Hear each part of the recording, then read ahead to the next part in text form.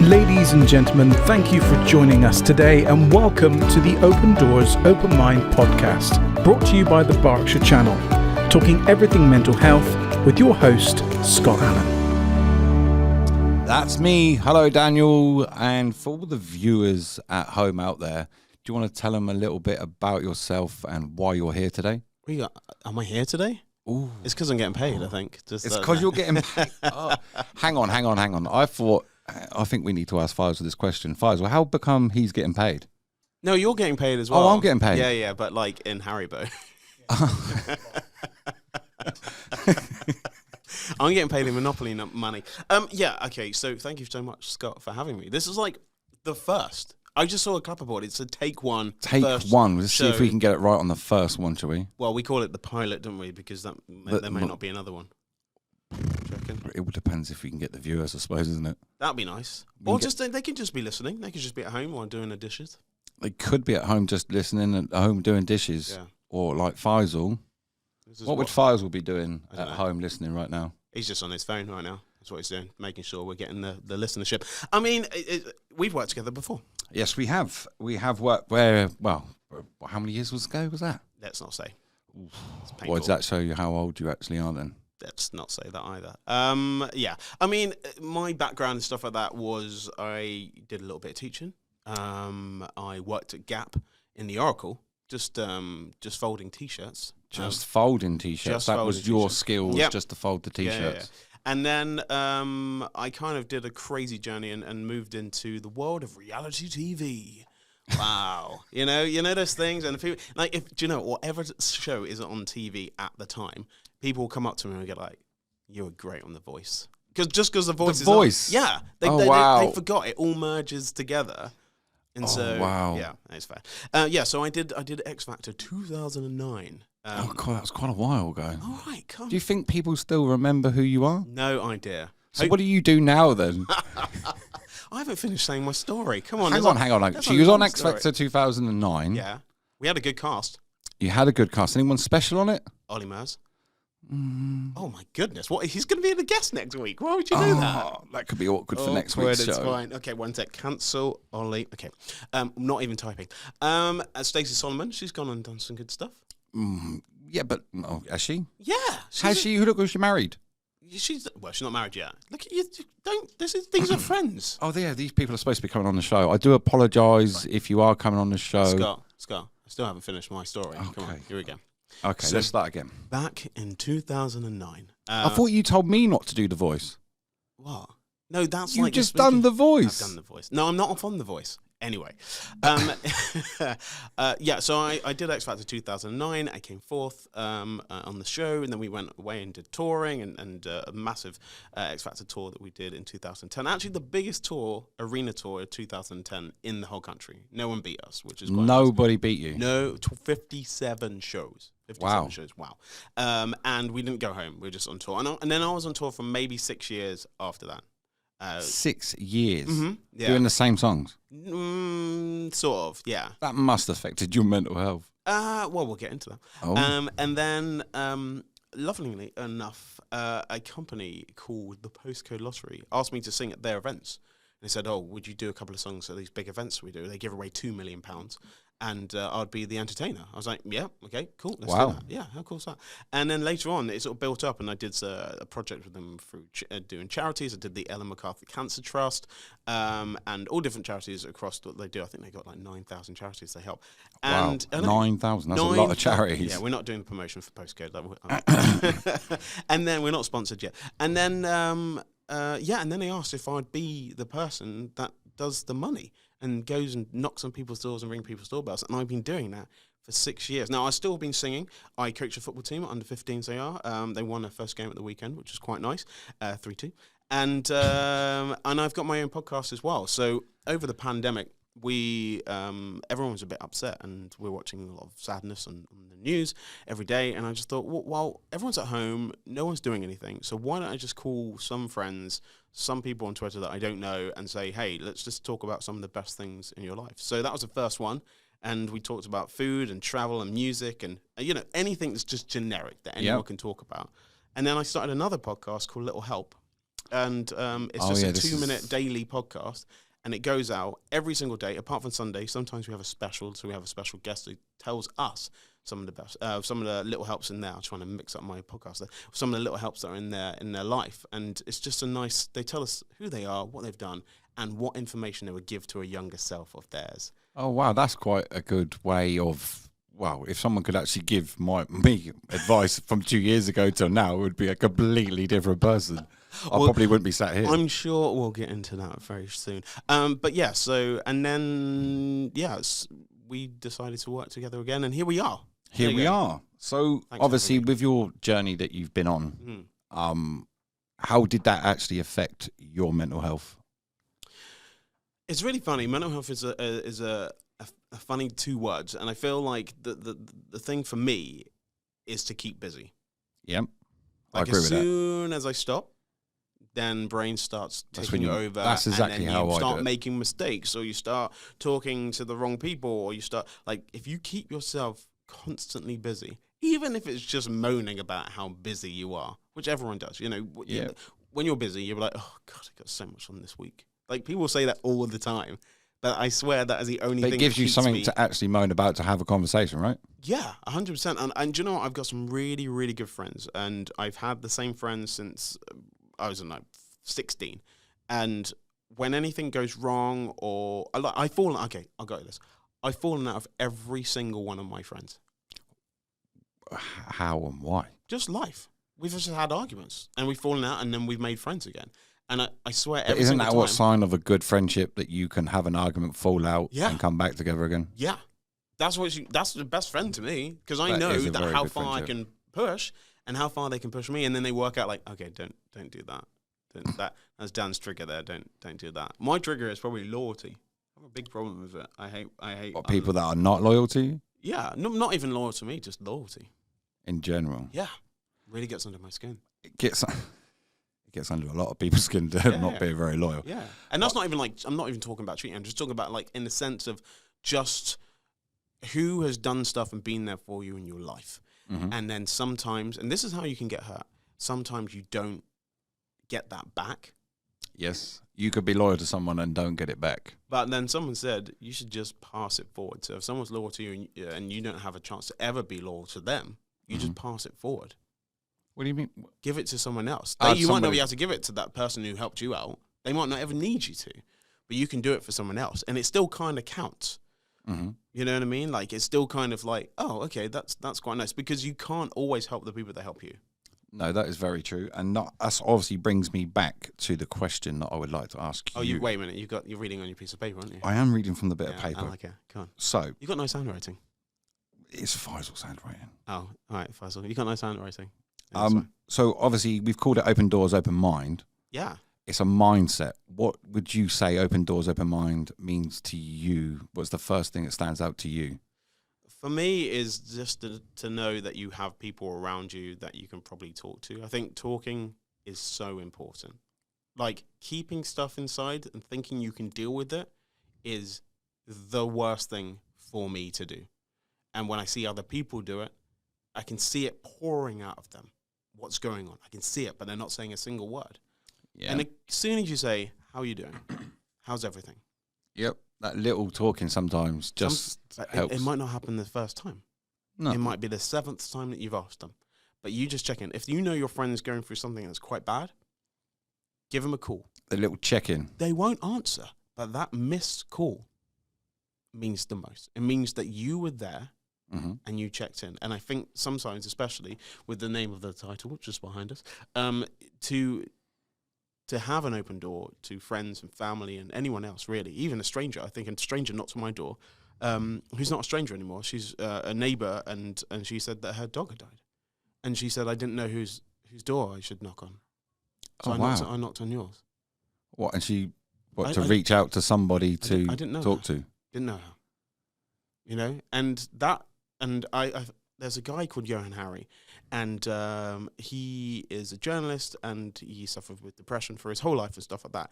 And he does these amazing books and talks to all different people about what things mean. And one of his books is called Lost Connections. And this lady in Sweden, she said, when when I moved to Europe, someone told me that home are the four walls around us. So that's our, front door, back door, windows. That's your home, right? In other places that I've been to, home is the whole village. The whole village. Everyone helps out. Where you feel home is where you live. The whole village. And it's not just, we shut our doors and we shut ourselves away from someone who we are connected to by a wall. And we don't know their surname or their birthday or anything. And you've lived there. Or what they're actually going through in actual life. No idea. So imagine that you absolutely cared about who lived next door or on your street, Mm-hmm. That's Imagine, not bad. Instead of just shutting your own door, and guess what? Open door. Open door, open mind. And I did the voice.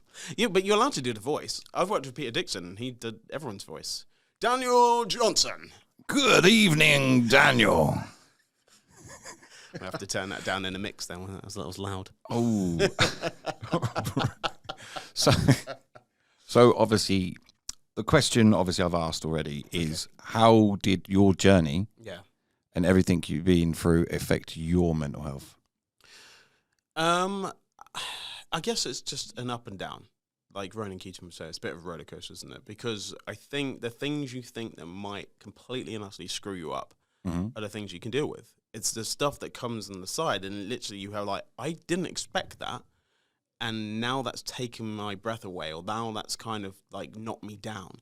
And I think that, when we're thinking about doing this, even today, you were like, why are you so calm?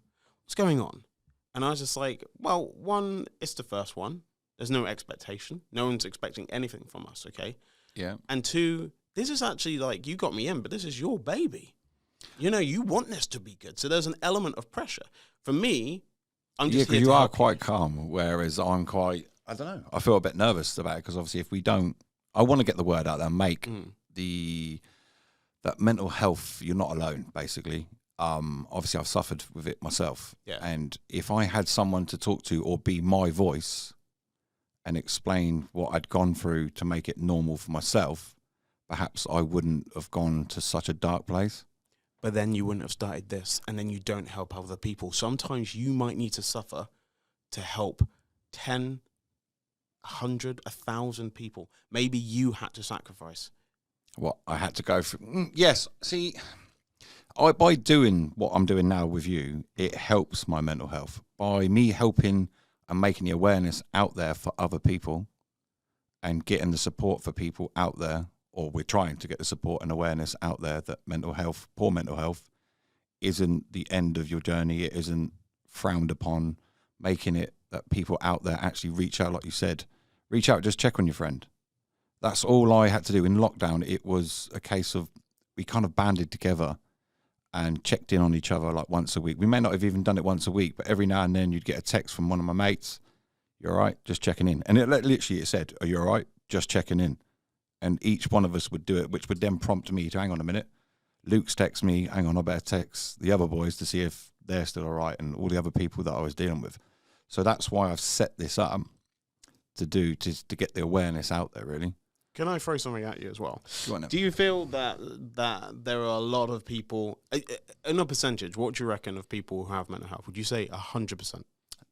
Everybody, so basically everyone is what I've discovered, and obviously the journey that I've been on, is that everybody's got mental health. Everybody. As in, it's whether you can pick yourself up. When life's chucking you a curveball constantly, it's when you keep getting knocked down and knocked down and knocked down to the point where you can't bring yourself back up again. Whereas normally, if you have a bad day, if you think about it on a normal day, you go up and down. 1 minute you could be positive, you have a bad conversation, or you kick your toe, it affects people.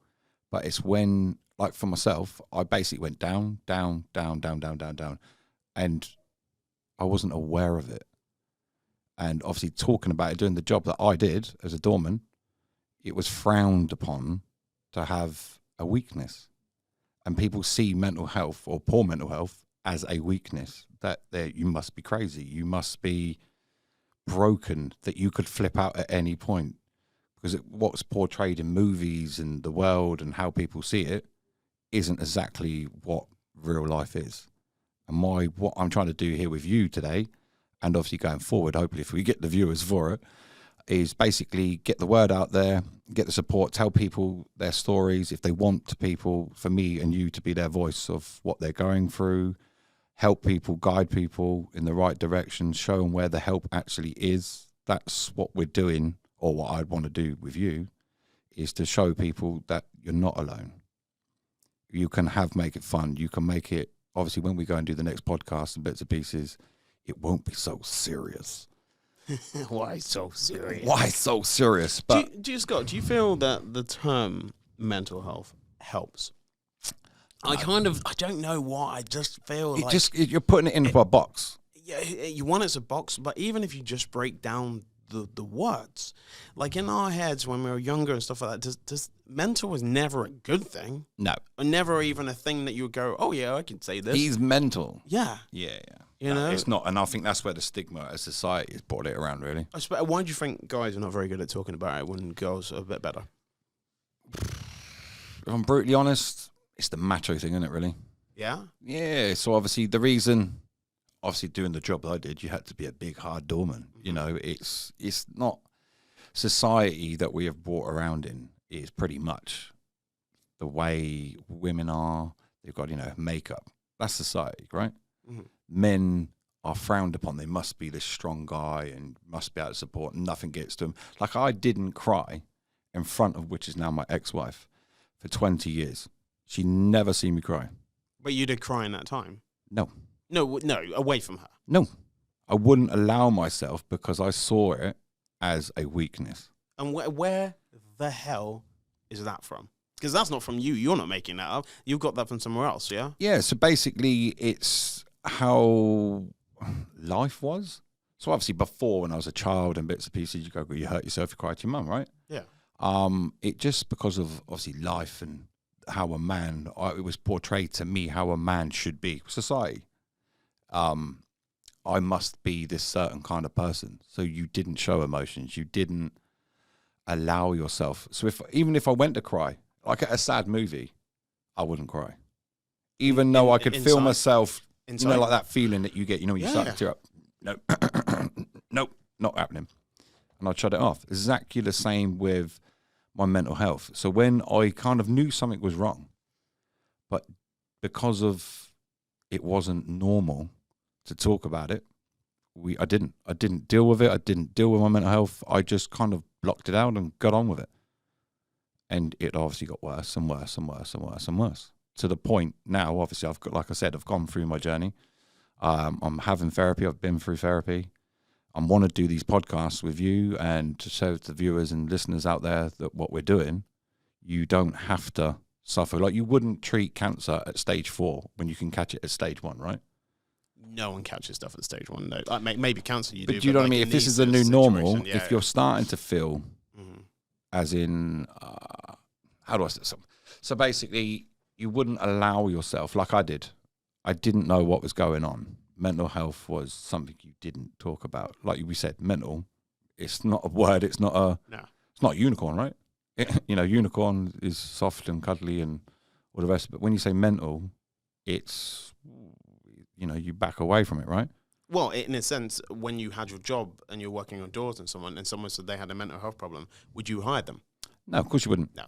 Like now, if you went into a job, oh yeah, I suffer from mental health, I've got poor mental health or PTSD, people automatically will treat you different.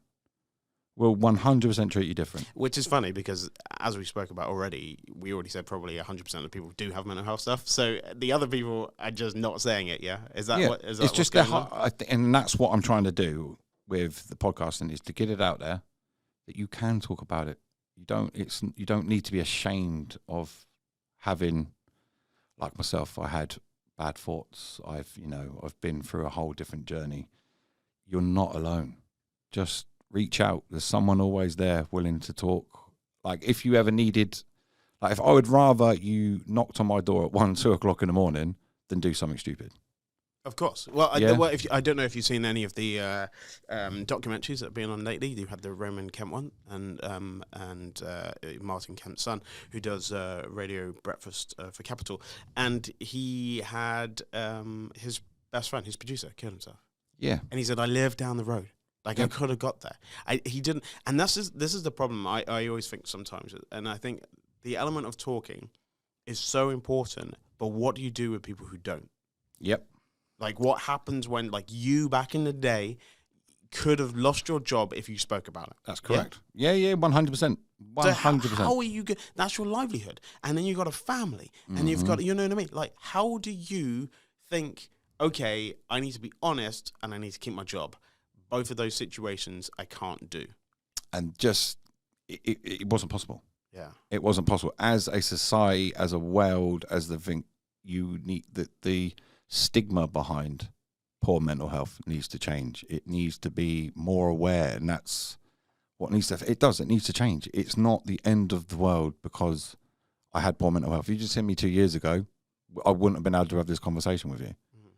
But look at me now. 2 years later, I'm sat in doing a podcast studio.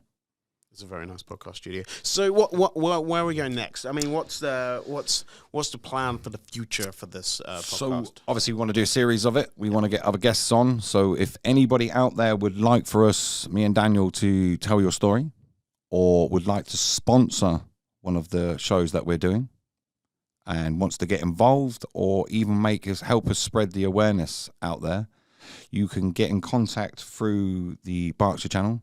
Our friend Raymond, that sat behind there doing the cameras. He's getting name checked as well. Yeah. Yeah, I like this. He's going to obviously put the details on everywhere for us, how to get in contact with us. And yeah, that's pretty much watch this space. We're going to try and do a series of mental health podcasts, get the word out there, generate awareness, and try and get some more support and get the information out there of where you can go when you are suffering. I want to hear other people's stories. I want to hear yours. I want to hear mine. I want to hear everyone else that come in. You're going to need more than one podcast to hear mine, I think. Yeah, that's fine. We can do like a whole series. A whole series on just Scott Allan's mental health. What helps you? So friends, family, therapy. Is there anything that you can do? I guess like the gym. So obviously I use fitness. Yeah. I use the fitness to obviously help do what I do, which is obviously I do the training and bits and pieces. It's not for vanity. When I suffer, I kind of use the gym to release the endorphins, which gives me a good feel factor. Obviously, that's got to be one of our podcasts. You kind of come a little bit early on that one. Oh, sorry. Yes. But then what we're doing is like next time. Next time on the show, please tune in. But right, obviously we're running out of time because obviously the viewers have probably got a little bit bored of listening. Yeah, I don't think they have. I think they're enjoying this. You think they're enjoying it? Yeah, I do. Well, I think the listeners should actually comment to see whether they wanted it longer or shorter. Well, do you know what? And obviously when you see us... Poll. That's a fun poll to do, isn't it? Longer or shorter? Which one do you want to do? Who was also the better presenter today? Oh, it's I Scott. don't forget he does this as a full-time job. Scott, you've won. Oh, I would hope so. Yeah. I would hope so, right? Do you know what? Maybe 50-50. Make it easy, yeah? Make it... Well, you've got more fans than me. He's already annoyed about that situation. Yeah, so what do we need to wrap it up? What's going on? Well, we've actually got a button. Oh. Yeah, we've had a jingle done for the button. Yeah, because we had a jingle at the beginning. We had the jingle at the beginning. We've obviously got the open doors, open mind. I feel gutted you didn't ask me to do it, but, whatever. What, the jingle? Yeah. Oh, Faisal. By the way, I'm joking. I don't want more work. Yes, he does. That's right, fine. Viewers, we will get a special jingle made by Daniel. Do you know what? If anyone's listening to this and they are good at music, why don't you just make a jingle of what we've just done? It's something in there. There might be something that we said. Ooh. Yeah, sometimes you feel like a TikTok. Yeah, sometimes you just think, I'll just hit the mic. Yeah, sometimes you just feel like you say the same word a lot and then they can just mix that in. Or that would be good for your fans, right? Yeah, or when people go, Because we do that a lot, don't we? We pretend we're listening. Yes, this is very good. Right, so we better wrap this one up. We're going to try and get one, hopefully, we're going to try and do one very, very soon. Mm-hmm. We will put it up on the Berkshire channel social media. The Berkshire channel. The Berkshire channel. Welcome to the Berkshire channel. We're going to get it out there. It's going to go on all the normal platforms like Is Spotify. there a clock behind us? You keep on There looking is. at I the clock. keep looking at it because that's how I knew. Because Faisal said 10 minutes, and we've done so far. Checking. I did see him looking at his watch as well. He's like, "Come on, need to drive This away." is supposed to be a promo one. This should be very good, right? Yeah, it's fine. Ray, are you going to take like bits out of this to do the promo bit? Yeah. The sensationalist bits. Yeah, and then obviously the big bit to the YouTube channel, which is, again, just for the viewers, the Berkshire channel on YouTube. Yeah. Right, guys, we better wrap this up, and I want to push this button. And thank you very much for listening, guys. Thank you, Danyl. Thank you, Scott. Ladies and gentlemen, thank you for joining us today. You have been listening to the Open Doors, Open Mind podcast, brought to you by the Berkshire channel, talking everything mental health with your host, Scott Allan.